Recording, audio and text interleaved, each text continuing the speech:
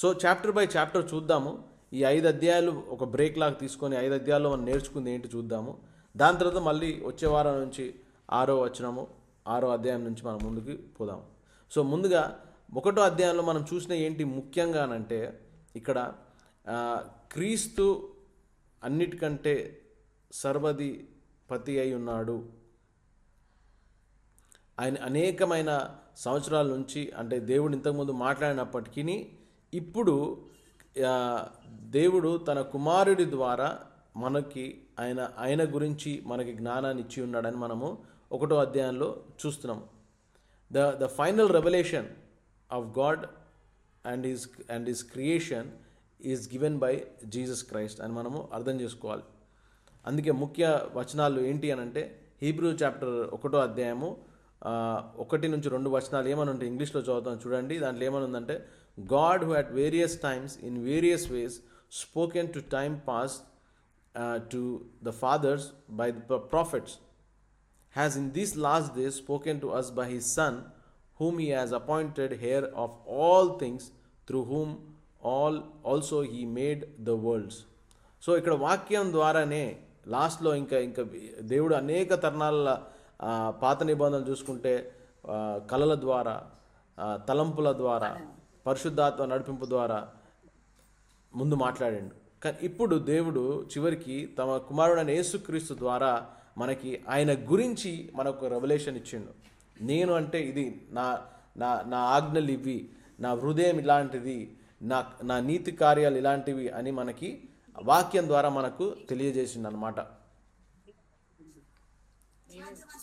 మనము కంటెక్స్చువల్గా చూసినట్టయితే ఇంకో వచనం చూద్దాం. మనము 1వ అధ్యాయం 3వ వచనంలో ఏమనుందంటే, who being the brightness of his glory and the express image of his person and upholding all things by the word of his power, when he had by himself purged our sins, sat down at the right hand of the majesty on high anundi. So ఇక్కడ మనం చూస్తున్నాం ఏంటంటే,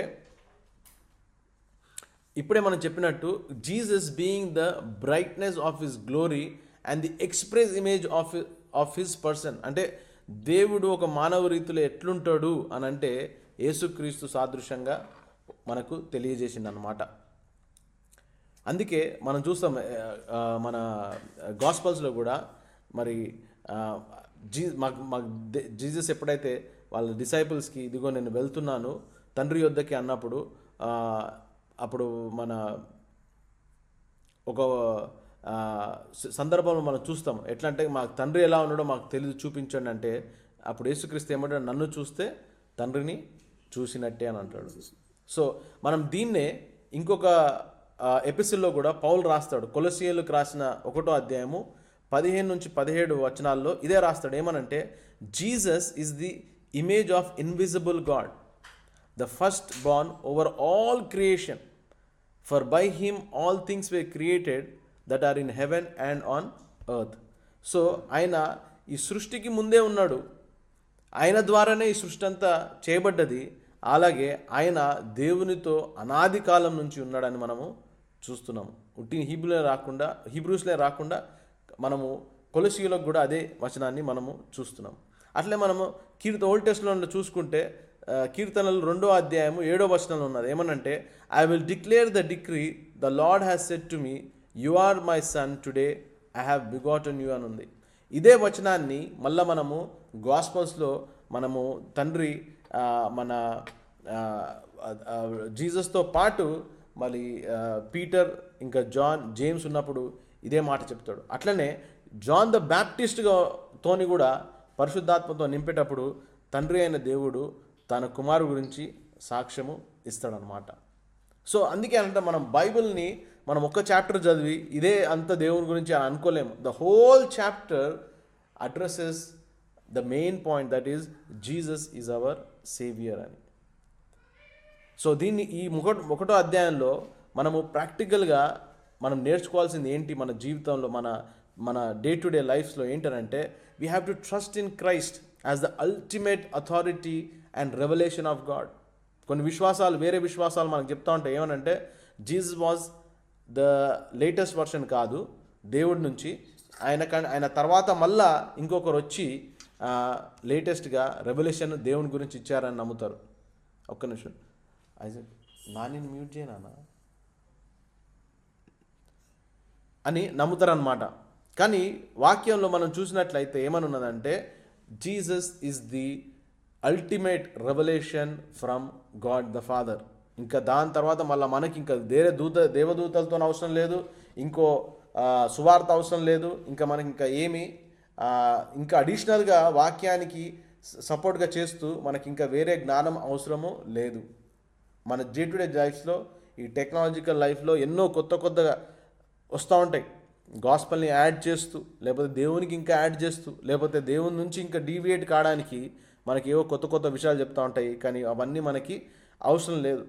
మన విశ్వాసాన్ని మనము బలంగా క్రీస్తులో పెట్టుకుంటూ ఆయననే అల్టిమేట్ అథారిటీ అని మన జీవితంలో మనం నమ్ముచు ముందుకు సాగాలి. సో అది ఒకటో అధ్యాయంలో మనం నేర్చుకోవాల్సిన పాఠం.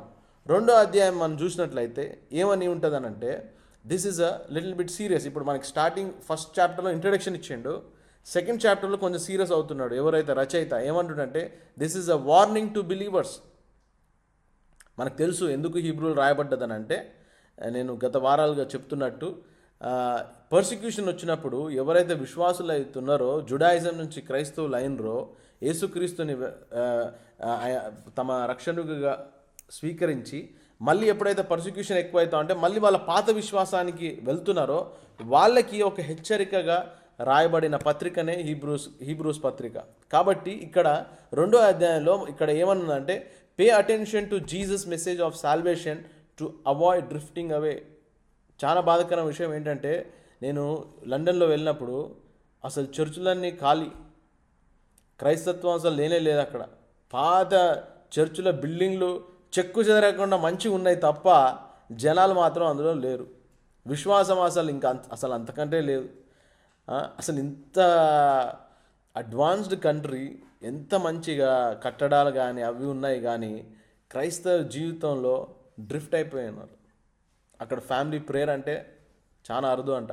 అసలు దేవుడి విశ్వాసం అంటే జీసస్ అనేటైన ఒక ఫీబుల్ స్టోరీ. వాళ్ళకి అనేకమైన కథనాలలో లేకపోతే గ్రీకు ఇన్ఫ్లుయెన్స్ ద్వారా వాళ్ళందరూ ఏం విశ్వసిస్తారంటే, ఓ జీసస్ కూడా ఒక దేవుడు, ఒక టైప్ ఆఫ్ ఉండెనంట అన్నంత వరకే తప్ప నాకు క్రీస్తు కావాలి అనేది అవసరత లేదు అక్కడ. ఏదైనా కారణాలు ఉండొచ్చు, కానీ it is very sad to see that there is no more Christ, or the drifting has already passed away with generations. ఒక్క జనరేషన్ అని కాదు, ఒక 2-3 జనరేషన్స్ దేవుని నుంచి దూరం అయిపోయి ఉన్నారు వాళ్ళు. మనకి ఈరోజు అదే హెచ్చరికగా ఉండాలి. మనం దేవుని నుంచి దినదినము దూరం అవుతున్నామా, దగ్గర అవుతున్నామా? అట్లనే ఇంకో పాయింట్ ఏమని చేస్తుందంటే, మరి ఎందుకు క్రీస్తు మనకు కావాలి అంటే ఈ రెండో అధ్యాయంలో ఎంతో దగ్గరగా ఈ దేవాది దేవుడైన కుమారుడు ఒక హ్యూమన్ బీయింగ్ వచ్చినప్పుడు ఆయన కూడా మనలాగానే శ్రమలు పొంది, ఆయన మనలాగానే టెంప్టేషన్స్ పొంది, ఆయన మనలాగానే సాతాను చేత శోధింపబడినప్పటికీ అన్నిటినీ గెలిచి ఉన్నాడు. అన్నిటికంటే భయంకరమైనది ఏంటి? అన్నిటికంటే భయానికి ఒక అర్థం అనేది ఏంటి అంటే మరణం. ఆ మరణాన్ని దేవుడు యేసుక్రీస్తు జయించి ఉన్నాడని మనము చూస్తాం. అట్లనే Jesus is merciful and faithful high priest అన్న విషయాన్ని కూడా మనకి రెండో అధ్యాయంలో తెలియజేస్తారు. మనం చూద్దాం, 2 వచనాలు చూద్దాం దీంట్లో. హీబ్రూలకు రాసిన 2వ అధ్యాయం 1వ వచనంలో ఏమని ఉంటుంది? ఇంగ్లీష్లో చదువుతాను, మీరు చూడండి తెలుగులో. Therefore we must give the more earnest heed to the things we have heard lest we drift away. అంటే ముందుగా విన్న విశ్వాసాన్ని మనము చాలా జాగ్రత్తగా మనము కనిపెడుతూ ఉండాలి, మనం గుర్తుపెట్టుకుంటూ ఉండాలి. మనం రక్షణ పొందడానికి అసలు ఏ విషయంలో మనము మరి క్రీస్తుకి సేవకులుగా అయినాము, లేకపోతే ఏ విషయంలో మనము క్రీస్తుని వెంబడిస్తున్న విషయాన్ని మనము గుర్తుపెట్టుకోవాలి.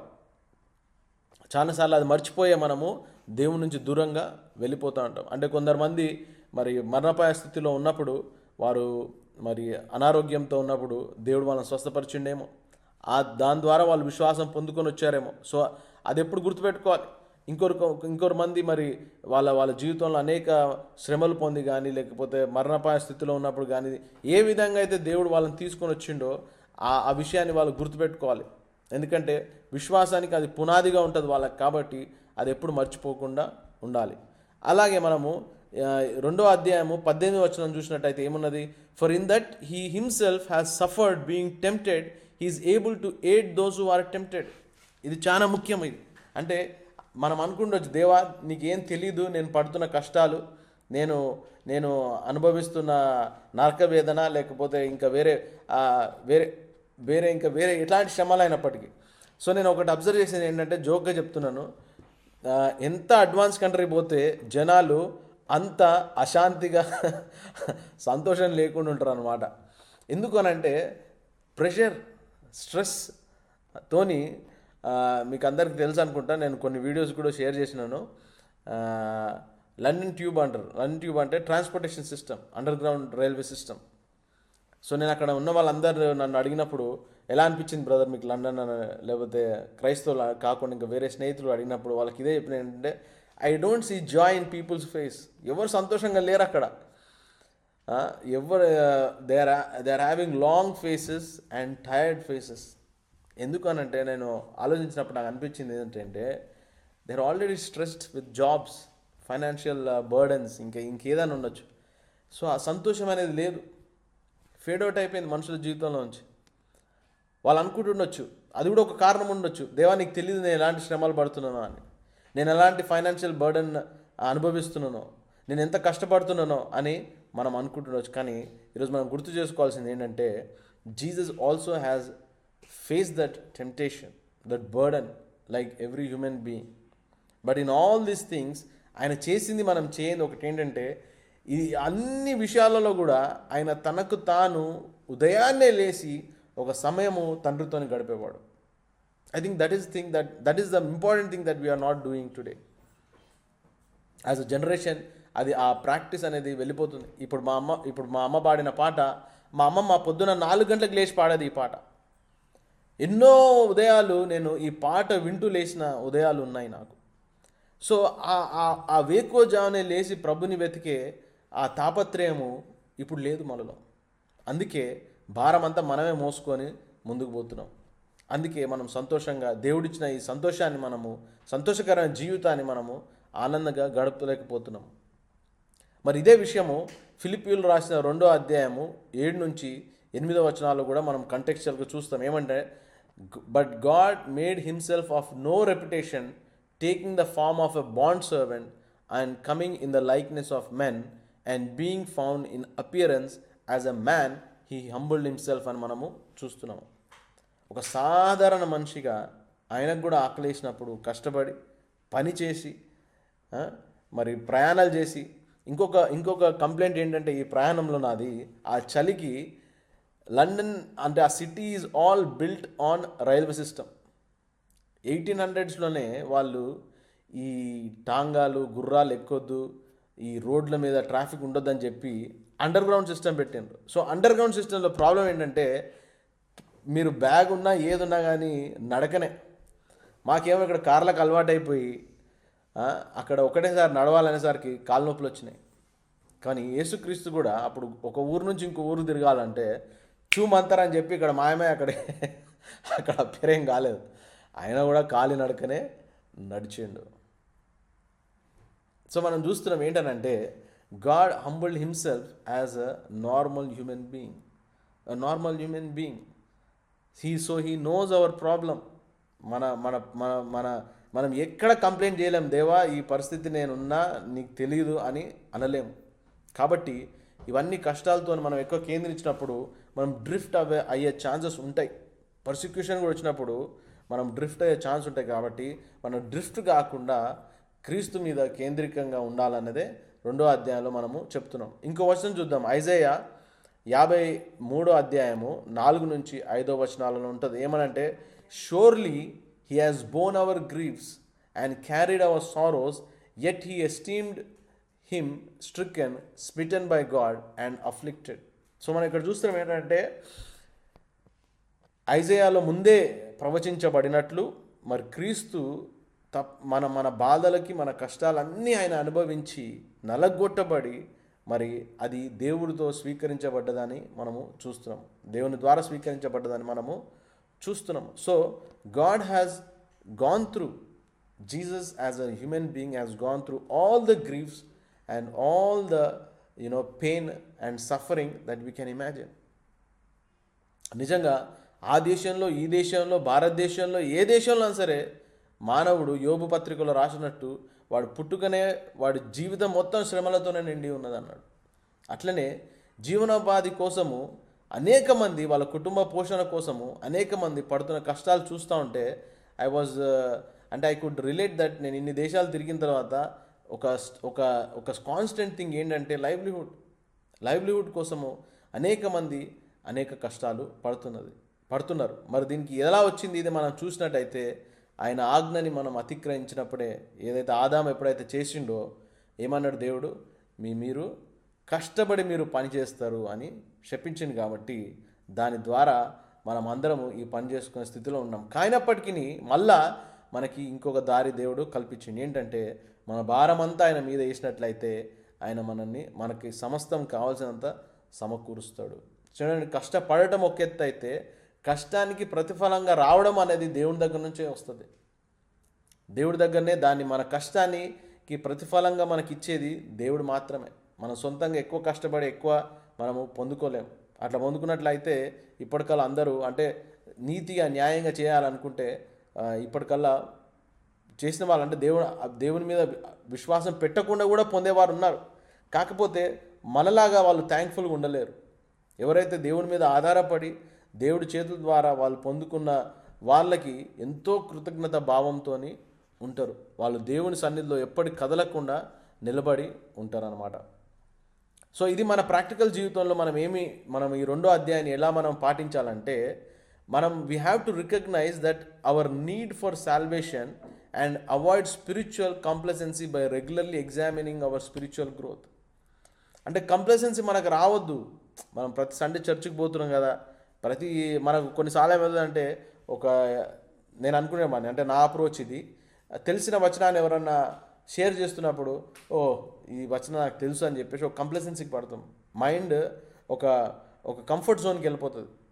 అట్లా కాకుండా ఇంకా ఈ వచనాల్లో నేను ఇంకా మిస్ అయింది ఏంటి, ఇంకా ఈ విషయాన్ని వీళ్ళు ఎలాగ బోధిస్తున్నారు, ఇంకా నేను ఎప్పుడు ఈ విషయంలో ఇంకా చూడని జ్ఞానం ఏమైనా ఉందా అని మనము చూడడము ఇంపార్టెంట్. అట్లనే మన జీవితాన్ని, మన స్పిరిచువల్ లైఫ్ని సంవత్సరము గడిచిపోతున్నాం, కానీ మనం either we have to ascend or descend.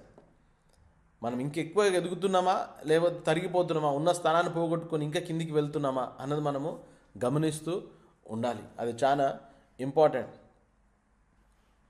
3వ అధ్యాయం పోదాం. 3వ అధ్యాయంలో ఏమని చెప్తాడు మెయిన్గా అంటే, it talks about Jesus superiority. ఏమనంటే Jesus is compared to Moses, highlighting that Jesus' faithfulness as son over God's house surpassing Moses' service as a servant. అంటే మోషే కంటే, ఎందుకు ఈ రచయిత ఎవరికి రాస్తున్నాడు? యూదులకు రాస్తున్నాడు. సో యూదులకు కావాల్సింది ఎవరు? మోషే.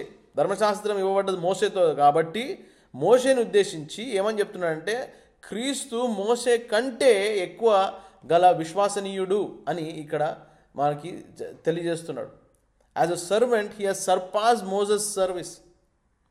మోసెస్ ఉట్టి దేవుడి మాట విని వాళ్ళందరినీ ఐగుప్తు నుంచే తీసుకొని వచ్చిండు. కాకపోతే యేసుక్రీస్తు మన నిత్య జీవానికి నడిపించిండు. మన పాపం నుంచి మనల్ని విడుదల చేసి మనం చేసిన పాపాలన్నిటికీ ఆయన శిక్ష అనుభవించి మనని ఏం చేసిండు?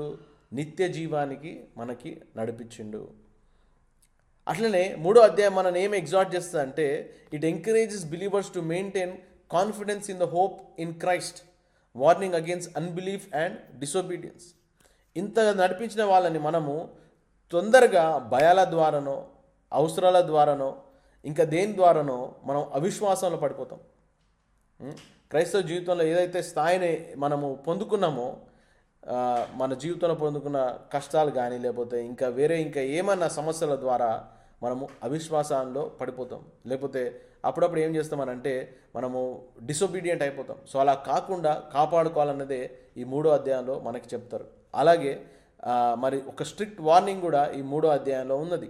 ఏమనంటే, believers are urged to avoid the hard heartedness అంటే మన మన హృదయాలు బండలంగా కాకుండా సున్నితంగా మనము ఉంచుకోవాలని ఇక్కడ ఒక వాక్యంలో మనకి హెచ్చరిక కలుగుతుంది.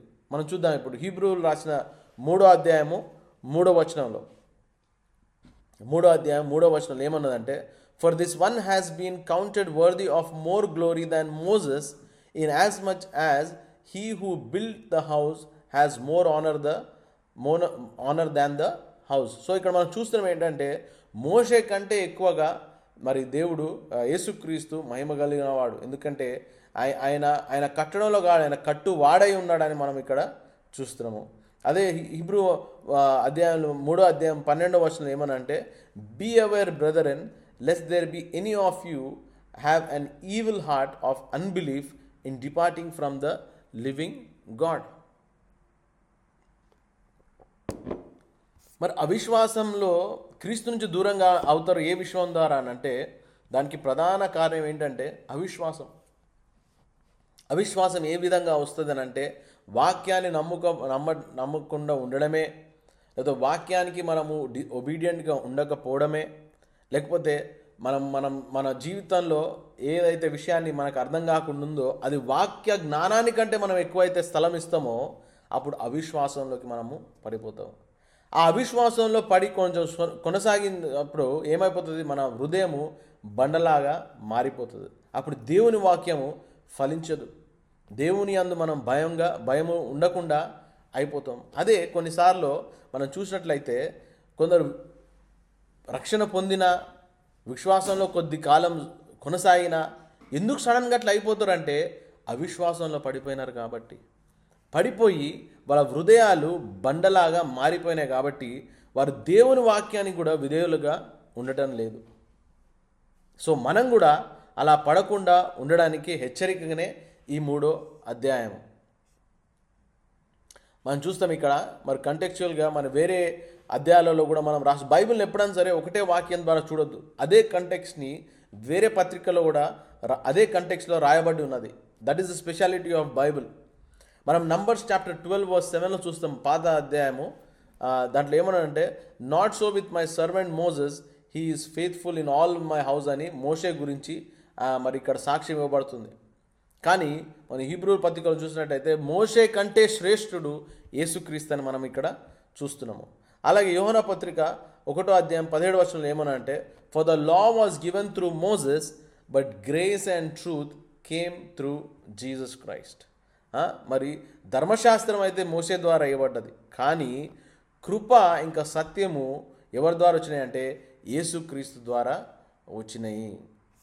మరి మన జీవితంలో 3వ అధ్యాయం ద్వారా ప్రాక్టికల్గా మనం నేర్చుకోవాల్సింది ఏంటి అని అంటే, మనమే కాకుండా ఇతరులను కూడా విశ్వాసంలో వాళ్ళు మరి జారిపోకుండా పడిపోకుండా మనం బలపరిచే వారుగా ఉన్నామా లేదా అని మనము చూసుకోవాలి. మనము స్పిరిచువల్గా మనం వేరే వాళ్ళకి ఎంకరేజ్మెంట్గా ఉన్నామా, వాళ్ళని బలపరిచే విధంగా ఉన్నామా, వాళ్ళని క్రీస్తు వైపు నడిపించే వారిలాగా ఉన్నామా లేదా మనము చూసుకోవాలి. ఇప్పుడు మరి 4వ అధ్యాయానికి వద్దాం. 4వ అధ్యాయంలో మెయిన్ థింగ్ ఏంటంటే, దేవుడు ఇక్కడ ఒకటి చెప్తున్నాడు. ఏమనంటే, 3వ అధ్యాయంలో అవిశ్వాసం గురించి మాట్లాడినట్టు 4వ అధ్యాయంలో విశ్వాసం గురించి మాట్లాడుతున్నాడు. విశ్వాసంలో ఉన్నవారికి ఒక బహుమానం ఇస్తున్నాడు. అది ఏంటంటే విశ్రాంతిని ఇస్తున్నాడు. నా విశ్రాంతిలోకి రావాలి అని అంటే మీరు విశ్వాసం కలిగి ఉండాలి అని మనకి పాత నిబంధనలో కూడా ఎవరైతే అవిశ్వాసంతో పడిపోయి మరి నశించిపోయిన వాళ్ళని కూడా ఇక్కడ మనము చూస్తున్నాం, మెన్షన్ చేయడం చూస్తున్నాం. సో గాడ్స్ రెస్ట్ గురించి మాట్లాడతారు ఇక్కడ. సో ఈ గాడ్స్ రెస్ట్ లోపలికి మనం ఎలా రావాలి అని అంటే, we have to come by faith and obedience. ఈ రెండు మనకు ఉన్నట్లయితే మనం సంపూర్ణమైన దేవుని శాంతిలోకి మనము ప్రవేశిస్తాము. మనం దేవుని సంపూర్ణ శాంతిలోకి మనం ఎప్పుడైతే ప్రవేశిస్తామో మనకి కావలసిన సమస్తము దేవుడు సమకూరుస్తాడు, మన పక్షాన వ్యాజ్యమాడతాడు.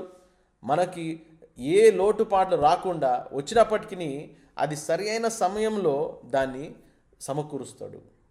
దాన్నే సంపూర్ణమైన విశ్రాంతి లోపలికి వెళ్ళడం అన్నమాట. సో ఈరోజు మనము చాలామంది ఈ జీవిత కష్టాలలో దేవుడి సదుపాయం చేసిన ఈ ఒక సంపూర్ణమైన శాంతిలోకి మనం వెళ్ళలేకపోతున్నాం. ఎందుకనంటే దానికి రెండు విషయాలు. ఒకటి ఏంటంటే మనకు ఆ పూర్ణ విశ్వాసంలో మనం నడవలేకపోతున్నాము, ఇంకొకటి ఆ పూర్ణ ఒబీడియన్స్లో మనం సబ్మిట్ కాలేకపోతున్నాం. కాబట్టి మనము పూర్ణమైన ఆయన దేవుడిచ్చిన విశ్రాంతిలోకి మనము వెళ్ళలేకపోతున్నాం. ఇంకా మనం ఏదో చేస్తేనే, దేవుడికి సహాయం చేస్తేనే ఆ కార్యం అవుతుంది అన్న ఒక ఆలోచనలో మనము ఉంటున్నాము. ఇంకొక హెచ్చరిక ఇక్కడ ఏమిస్తుందంటే, జ్ఞాపకం ఏం చేస్తుందంటే, దేవుని వాక్యం ఏమై ఉన్నది? సజీవమై ఉన్నది, బలమైనది అయి ఉన్నది. అట్లనే మన లోతు అయిన మన హృదయంలోనికి వాక్యము వెళ్ళగలుగుతుందని మనకి గుర్తు చేపిస్తున్నాడు.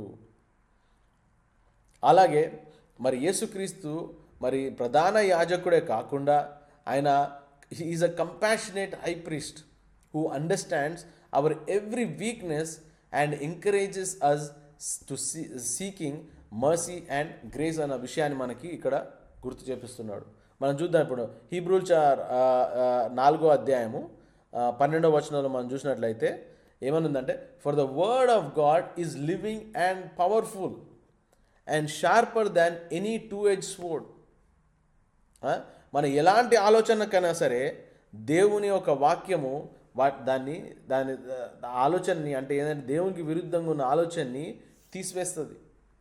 అందుకే ఎక్కడైతే చీకటి ఉంటుందో అక్కడ వెలుగున్నప్పుడు ఎంత మరి ఆ చీకటిని తొలగింపజేస్తుందో, అలాగే మనకున్న భయాలను కానీ, మనకున్న ఆలోచనలు కానీ, లేకపోతే మనకున్న ఇంకా ఏ అంధవిశ్వాసం ఏదైతే ఉన్నప్పటికీ అక్కడ ఎప్పుడైతే మన వాక్యాన్ని మీద ఆధారపడతామో ఆ మన వెలుగెలైతే చీకటిని తొలగిస్తుందో ఆ విధంగా వాక్యము మన జీవితంలో అలాగా ఆయన శాంతిని, ఆయన కృపను మన జీవితంలో వెల్లడి చేస్తుంది. అలాగే 4వ అధ్యాయం 14వ వచనంలో మనం చూసినట్టయితే, seeing then that we have a great high priest who has pass through the heavens, Jesus the son of God, let us hold fast our confession. మరి మనకు ఎలాంటి ప్రధాన యాజకుడు ఉన్నాడు? ఏదో మన పాపాలు విని అప్పటికప్పుడు పాత నిబంధనలాగా క్షమాపణ అడిగేవాడు కాదు. మనకి ఎలాంటి ప్రధాన యాజకుడై ఉన్నాడు అంటే, మనలాగానే ఆయన అన్ని శ్రమలు అనుభవించి మన ప్రతి శ్రమను మరి ఆయన సుపరిచితుడైన వాడై ఉన్నాడు. అలాగే మనం ఏ విషయాల్లో అయితే మనము తగ్గుగా ఉన్నామో, లేకపోతే ఇంకా ఏ విషయాల్లో అయితే మనం ఇంకా వీక్గా ఉన్నామో ఆ విషయాలు తెలుసుకొని మనల్ని బలపరిచే ప్రధాన యాజకుడుగా అయి ఉన్నాడు. చూద్దాం మనం ఇప్పుడు ఇదే కంటెక్స్ట్లో ఇంకా వేరే అధ్యాయంలో ఏమని రాస్తుందో చూద్దాం. వేరే పత్రికల్లో ఐజయా 55వ అధ్యాయము 11వ వచనం చూసినట్లయితే ఏమనంటే, so shall my word be that goes forth from my mouth, it shall not return to me void but it shall accomplish what I please.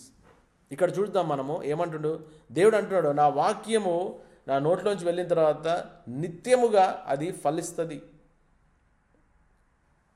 అది what ever vision God has spoken for surely it will accomplish. అందుకే చాలామంది విశ్వాసంలో ఉన్న వాళ్ళు ఏమంటారంటే, ఎట్లా అవుతుందో కార్యము, దీని ద్వారా అవుతుందా దాని ద్వారా అవుతుందా అని వాళ్ళకి తెలియదు. కాకపోతే దేవుడు ఇచ్చిన వాగ్దానాన్ని ఒకటి పట్టుకొని దేవుడు ఇది ఇది ఇది ఖచ్చితంగా దేవుడు నెరవేరుస్తాడు అని వాళ్ళు ఎప్పుడైతే విశ్వాసంతో ఉంటారో దేవుడు ఆ కార్యాన్ని వాళ్ళ కళ్ళ ముందే అద్భుతంగా చేస్తాడు. అలాగే మనం 2 తిమోతి 3వ అధ్యాయము 16వ వచనం చూసినట్లయితే ఏమనుంది, all scripture is given by inspiration of God and is profitable for doctrine, for reproof, for correction, for instruction in righteousness. మరి దేవుని వాక్యము మనల్ని ప్రాఫిటబుల్గా చేయడానికి, మనల్ని తప్పు నుంచి సరైన మార్గం నడిపించడానికి, మనల్ని కరెక్ట్ చేయడానికి, మనం నీతిలో ఇంకా ఎదగడానికి ఇవ్వబడ్డదని మనము ఇక్కడ చూస్తున్నాము.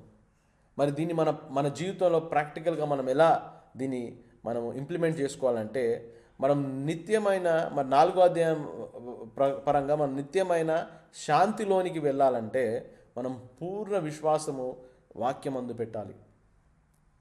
అప్పుడే మనము ఐగుప్తు నుంచి విడిపించబడిన ఇజ్రాయేలీలు ఏం చేశారు, విశ్వాసం పెట్టకుండా వాళ్ళు ఎడారిలోనే నశించిపోయారు. విడుదల పొందారా? పొందారు. కానీ వాళ్ళు మరి ప్రామిస్ ల్యాండ్కి చేరుకున్నారా? చేరుకోలేదు. ఎందుకంటే మధ్యదారిలో వాళ్ళు అవిశ్వాసానికి గురయ్యి నశించిపోయారు. మనం కూడా మరి రక్షణ పొందాము, మనం ఒక మంచి క్రైస్తవ జీవితంలో జన్మించాము, దేవుడు మనకి మంచిగా రక్షణ భాగ్యం ఇచ్చిండు, వాక్య జ్ఞానం ఇచ్చిండు, నడిపిస్తున్నాడు. మనం అలా కొనసాగుతున్నామా లేక దినదినము మరి వెనకగా ఆడుతున్నామా అన్న విషయాన్ని మనము గమనించాలి. ఇప్పుడు లాస్ట్గా 5వ అధ్యాయానికి వద్దాం. 5వ అధ్యాయంలో ఏమని చెప్తున్నాడు అనంటే that Jesus is the high priest and he was appointed by God as high priest in the order of Melchizedek. మనం చూస్తున్నాం మెల్కిజెదెక్, మనము అబ్రహాం ఎప్పుడైతే వస్తున్నాడో మరి వస్తున్నప్పుడు మెల్కిజెదెక్ కలిసినప్పుడు ఆయన నిత్యము తల్లిదండ్రులు లేనివాడై ఎల్లప్పుడూ దేవుణ్ణి ఆరాధించేవాడుగా ఉన్నాడు. ఎలాగా ఉట్టిగా ఆరాధించేవాడు కాదు, అంగలార్పుతోని ఏడ్చుకుంటూ దేవుణ్ణి ఆరాధించేవాడిగా ఉన్నాడని మనము చూస్తున్నాం.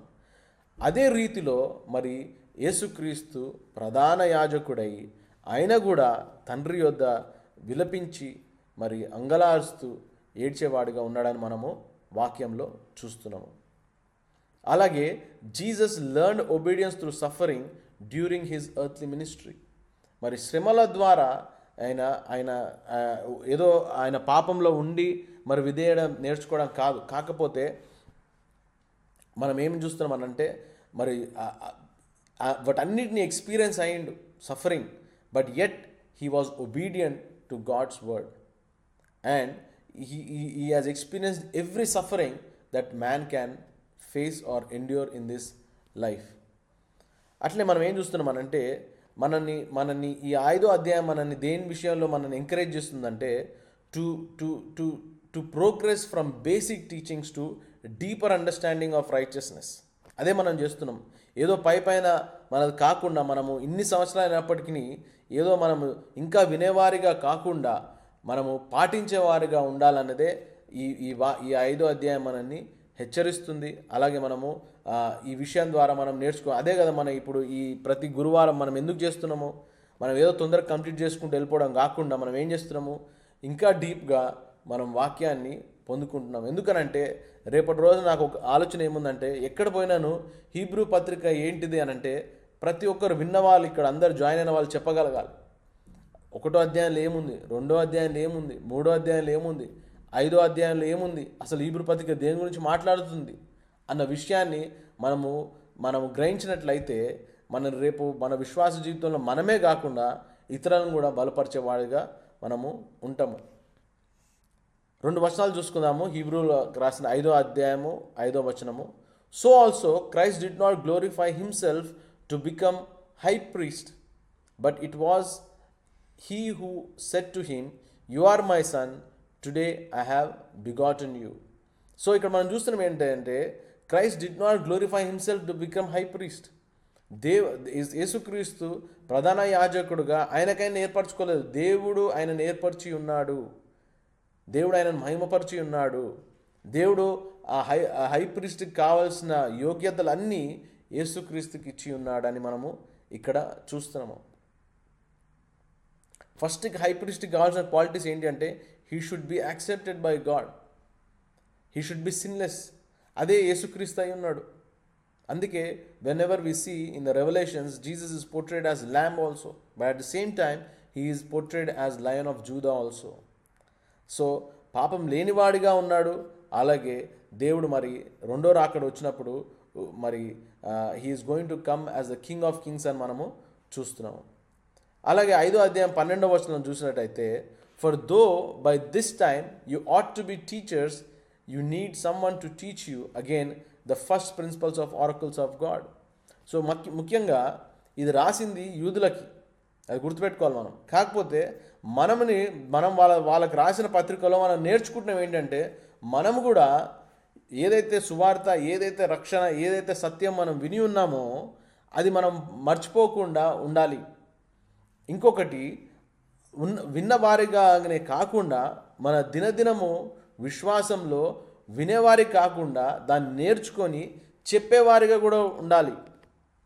ఒకటి ఏంటంటే అక్కడ నేను చూసిన నేను పర్సనల్గా చూడలేదు, బట్ నేను వెతికిన అలాంటి స్థలాలు దొరుకుతాయి ఏంటని యూకేలో అంటే లండన్లో మెయిన్ సిటీలో ఒక స్క్వేర్ అంటే ఒక కార్నర్లో క్రీస్తు గురించి చెప్పేవారు ఉన్నారు. క్రీస్తు గురించి అంటే అన్య మతస్థులు వచ్చి యేసుక్రీస్తు ఎలా ఏంటి అని అంటే వాళ్ళతోని ప్రేమగా చెప్పేవారు ఉంటారు అక్కడ. నేను పోయినప్పుడు మరి ప్రతి సెంటర్లో అలాంటి వారు అయితే నాకు కనపడలేదు, కానీ జెహోవా విట్నెస్ వాళ్ళు మాత్రము ఉండి వాళ్ళ పత్రికలు ఇవ్వడము నేను చూసినాను. సో మనం కూడా ఇతరులు మనకి చెప్పినప్పుడు ఓ అవునా అనే దానిగా కాకుండా we should not still be drinking milk like babies who drink milk, but we should be able to be digest meat అనంటే ఇంకా నిగూఢమైన సత్యాలు మనం తెలుసుకొని వాటిని అర్థం చేసుకునే విధంగా మనము మన జీవితంలో ఉండాలన్నదే ఈ 5వ అధ్యాయంలో మనము చెప్పబడుతున్నది. మరి దీన్నే మనము రోమీయులకు రాసిన 8వ అధ్యాయము 34వ వచనం మనం చూసినట్టయితే, who is he who condemns? It is Christ who died and furthermore is also risen, who is even at the right hand of God, who also makes intercession for us అని మనము చూస్తున్నాం. So దేవుడు ఇక్కడ మనం అంటే ఈ వచనం ఎందుకు రాసున్నదనంటే మన Jesus already being the high priest, he died for us, and not only that he has risen and he is at right hand of God who makes intercession for us అని మనము చూస్తున్నాము. మరి ఇవి ఈ మనము ఈ 5వ అధ్యాయంలో మనం ప్రాక్టికల్ లైఫ్లో ఎలా మనం ఇంప్లిమెంట్ చేసుకోవాలనంటే ఒక 4-5 పాయింట్స్ ఉన్నాయి. అదేంటంటే ఫస్ట్ మనము స్పిరిచువల్ మెచ్యూరిటీ కోసం మనం వెతుకుతూ ఉండాలి. మనము ఇంకా ఎదుగుతున్నామా లేదా అని మనము చెక్ చేసుకుంటూ ఉండాలి. ఇంకోటి ఏంటంటే dwell in to deeper truths of faith. మనం ఎదుర్కొంటున్న సమస్యల్లో మనం ఇంకా విశ్వాసాన్ని కనపరుస్తున్నామా లేకపోతే మనము మరి అవిశ్వాసాన్ని కనపరుస్తున్నామా అన్నది మనము ఎప్పటికప్పుడు మనము చెక్ చేసుకుంటూ ఉండాలి.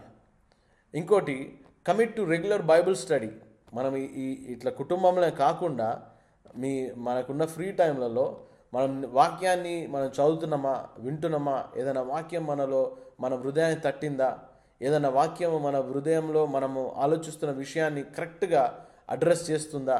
కొన్నిసార్లు మనం అనుకుంటాం కొన్ని విషయాల గురించి మనం ఆలోచిస్తాము, మనం ఎందుకో వాక్యం చదివినప్పుడు కరెక్ట్గా అదే విషయం గురించి వాక్యం మనతో మాట్లాడడం మనం చూస్తాం. అక్కడ ఏం జరుగుతుంది అని అంటే దేవుడు తన వాక్యం ద్వారా మనతో మాట్లాడుతున్నాడు. మన వాక్యం ద్వారా ఆయన మనల్ని హెచ్చరిస్తున్నాడు, లేకపోతే ఆయన వాక్యం ద్వారా మనల్ని బలపరుస్తున్నాడని మనము చూస్తున్నాము. ఇంకొకటి ఏమన్నానంటే మనము ఇంకా లోతైన వాక్యాలు వినడానికి మనము ప్రయత్నించాలి. అంటే ఏంటి అంటే థియోలాజికల్ స్టడీస్ అనేది కాకుండా అంటే భయపడి కాకుండా సత్యాలు ఇంకా మనము తెలుసుకోవడానికి మనము ప్రయత్నిస్తూ ఉండాలి. అప్పుడే అందుకే అంటే ఒక హెచ్చరికమైన వాక్యం ఏంటంటే మనము ఫలాలు ఇచ్చేవారిగా ఉన్నామా లేదా ఫలాలు పొందుకునేవారిలాగా ఉన్నామా అన్న ప్రశ్న మనము ఈరోజు వేసుకోవాలి. ఏంటంటే దేవుడు మన జీవితాన్ని చూసినప్పుడు మన ఫలభరితంగా ఉన్నామా లేకపోతే ఊరికే మరి ఆ ఉపమానం ఏదైతే చెప్పిండో ఆ తోటమాలిని మనము చూస్తాము. గాస్పల్లో ఒక దగ్గర ఉంటుంది ఏమనంటే యేసుక్రీస్తు మాట్లాడతారు ఇక్కడ ఏమనంటే ఒక ఉపమానం ఇస్తాడు. ఏంటంటే ఆ చెట్టు దగ్గరికి యజమాని వచ్చినప్పుడు చూసి ఫలాలు లేవు కదా దీన్ని తీసే అన్నప్పుడు తోటమాలి ఇంకొక కొంచెం గడిద్దాము దీనికి ఇంకా కొంచెము కావలసినవి అన్నీ వేసి ఇది ఫలించేదాగా చూస్తానని అంటాడు అనమాట. సో మన జీవితం కూడా మరి మనం ధ్యానించుండగా ఈ హీబ్రూ పత్రిక మనం విశ్వాసంలో ఎదుగుతున్నామా లేకపోతే ఎందుకులే ఈ ఎక్కువ జ్ఞానం అనుకొని దూరం అవుతున్నామా అని మనం ఒకసారి ఆలోచించుకోవాలి.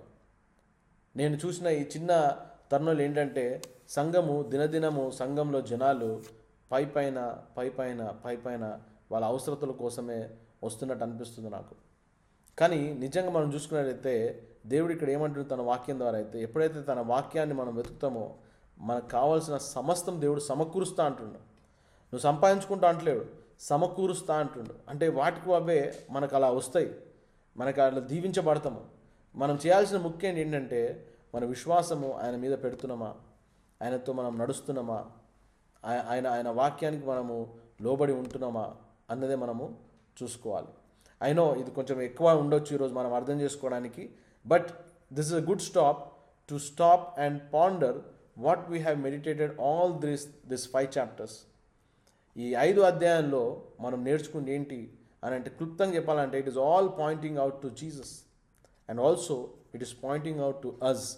ఆ రోజు యూదులు ఎట్లయితే అవిశ్వాసంతో యేసుక్రీస్తుని నమ్మకుండా, విశ్వసించకుండా దూరం అవుతున్నారో, మనం కూడా అలాంటి స్థితిలో ఉన్నామా లేదా అన్నది ఈరోజు మనము గ్రహించాలి, ఆలోచించాలి.